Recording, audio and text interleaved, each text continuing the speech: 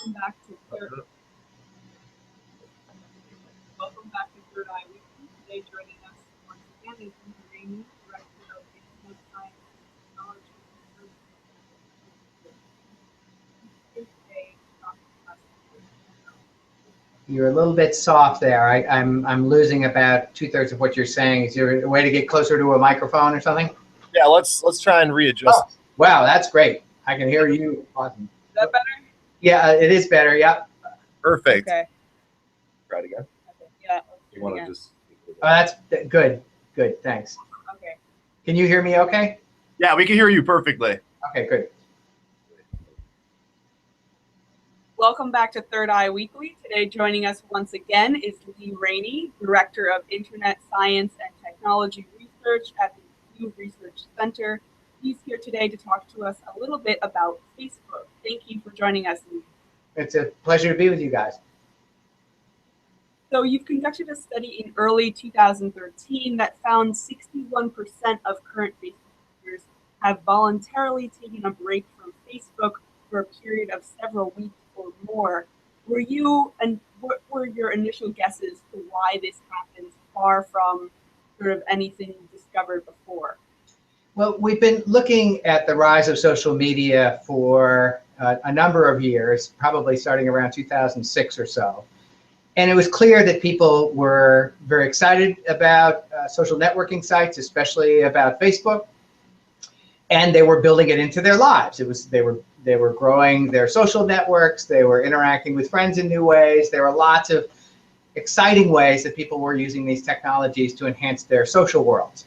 But we also kept hearing and getting a lot of questions, both from the media and from scholars and others, sort of saying, did people just immerse themselves in this world, or do they hate this world, or do they feel overburdened by this world at times? So that's why we asked a series of questions about people taking breaks. You'll notice that we did this right around the time that we always get a run of press queries about people giving up Facebook for Lent.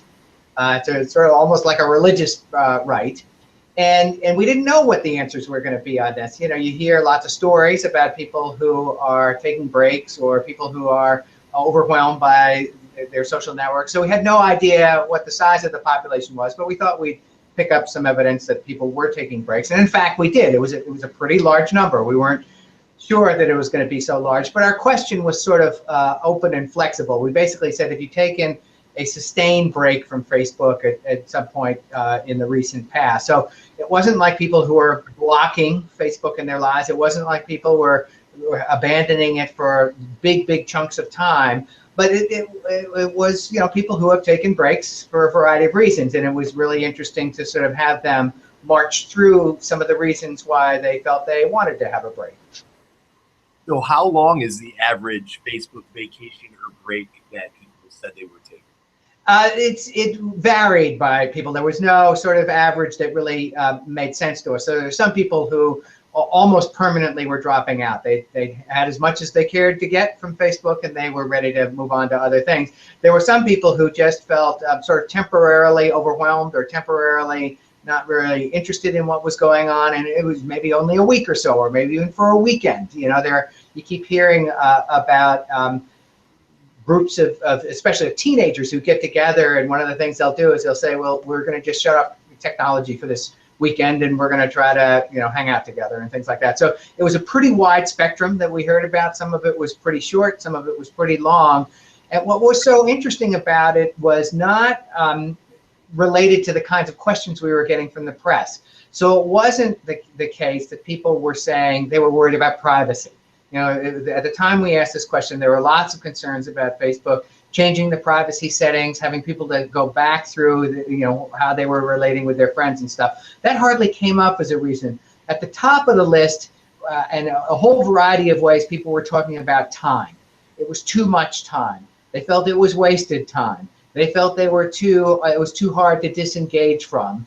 There was too much drama in their network, and they thought that it was diverting them from more pleasurable experiences. So, but it was all about feeling either affirmed by Facebook and wanting to get more out of it, but lots of people sort of saying, you know, there are moments when it just feels like too much and I want to take a break.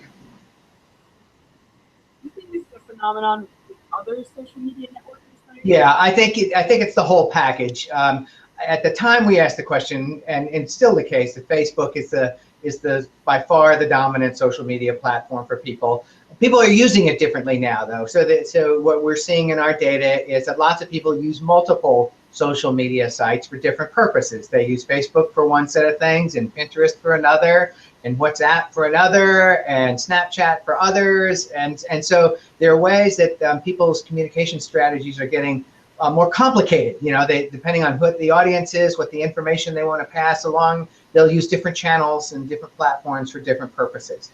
But what you hear is that from other platforms too, and I would include Twitter on that list, is that sometimes, you know, people just want to put the world at a distance. They want to have a little bit more quiet time. They don't want to feel overwhelmed. They actually sometimes are annoyed about what their friends are doing or saying, and they just want to back away from that. And so my guess is that people at relatively much the same levels are sort of taking social media breaks in whatever platforms they are tending to use. Sometimes it just feels like it's too much.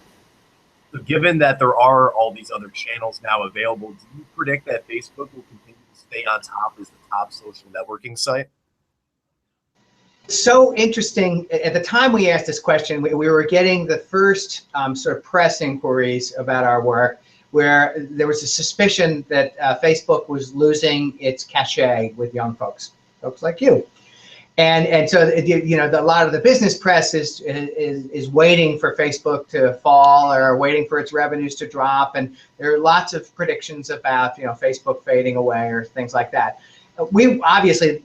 We don't have any stake here at a nonprofit research organization whether Facebook survives or not, but we were interested in the sort of social ways that people use their time.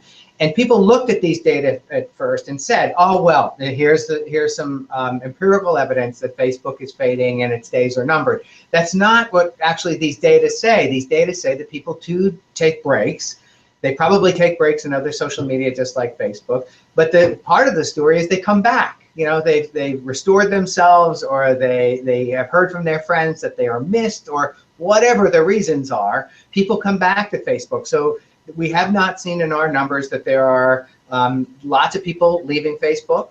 What we have seen in our numbers are people are sort of spreading out their social media strategies. As I said, they're using different platforms for different purposes. They're encountering different people in different platforms.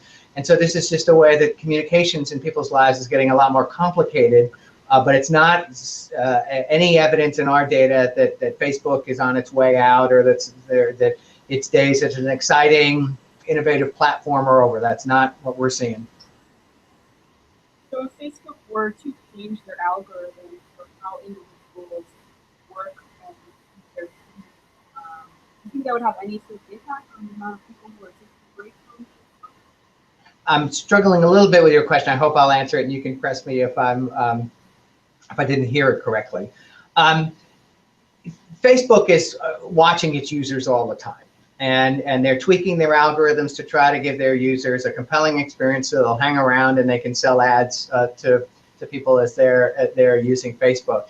And so there's always a fine balance that any technology platform has to achieve about whether they are giving consumers the experience that they want, and whether they're being intrusive by injecting marketplace things into what are really intimate social encounters, when it's appropriate to try to sell ads against things that are going on. And so my guess is that there is a constant, almost hour by hour conversation taking place at every social media platform about what's the right balance that we should strike. How much of it should we really leave in users' hands and not try to get in the way, and how much of it should we try to adjust the experience so that users will maybe get more out of it, or users will maybe appreciate that we can serve them ads and things like that. So, it's an evolving environment that's not yet even settled. I mean, the world isn't settling down yet. There's so many people now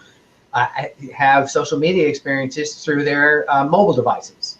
That wasn't even a huge reality when we asked the question just a couple of years ago for Facebook.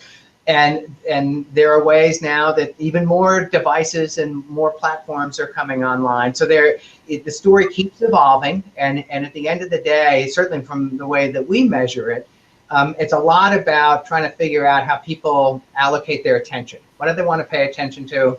How do they want to interact with their friends? What are the kinds of pieces of information that they appreciate receiving? What are the kinds of information bits that they think are lousy or not useful or are unpleasant in their lives? And we're in this constant sort of social turmoil about what's the right formula for all of this, and it's not going to settle down for a while, which makes my life great because I'm a researcher looking at this stuff, and we haven't yet reached the end of the story. So given the advent of these mobile devices that have become so integrated into our social media experiences, do you plan on doing more research regarding their role in our lives? Oh, yeah, absolutely, yeah. Mobile is a deep, deep focus of ours moving ahead. We just actually put out a piece of work about a month ago that talked about the centrality of smartphones in people's lives. And last week we just did a new analysis of that data and found that for older smartphone users, so smartphone users who are older than 65, they appreciate smartphones more than young people do for how much freedom they afford them and how much they are untethered from wires and things like that. So older folks actually are liking these devices more than their children and their grandchildren. Such an interesting part of the story. And it's in an environment now where media and where friends can interact with each other all the time. You're walking around with these devices in your pocket, so it's anytime, anywhere. It's an enormously large change in human experiences. How we deal with friends, how we deal with information, what role media play in our lives. I'm sure you guys are thinking about this all the time. When are we serving our listeners best? And so this is now a really interesting dance that has a really strong social dimension to it, but it has a really important commercial dimensions to it too, because there are ways that services like yours, don't survive without being effective businesses. And so, yeah, we're paying attention to all of this. Mobile is a big part of the story. The other thing that's just about to occur, I mean, we're just in the middle, we're at the beginning of the rise of the Internet of Things. So we're going to start wearing the internet. We're going to start being in internet-connected rooms, and we're going to start driving in online cars, and we're going to ride in public transit that's essentially a connected device. And this is going to change yet again the way that people interact with each other, interact with information. So that's what we study. That's exactly why we get the funding we do from our wonderful patrons at the Pew Charitable Trusts, because this is just an enormously important big set of changes in human experiences that are really, really fun to pay attention to. Wow. Well, those are all the questions we have today. We look forward to learning more about how this research progresses. Thank you. It's been great to be with you. Yeah, and we'll keep cranking out more stuff. And if you see any that you like, give me a call. Awesome. Great. Thanks, Lee. Have a great day. Thank you, guys. Bye-bye.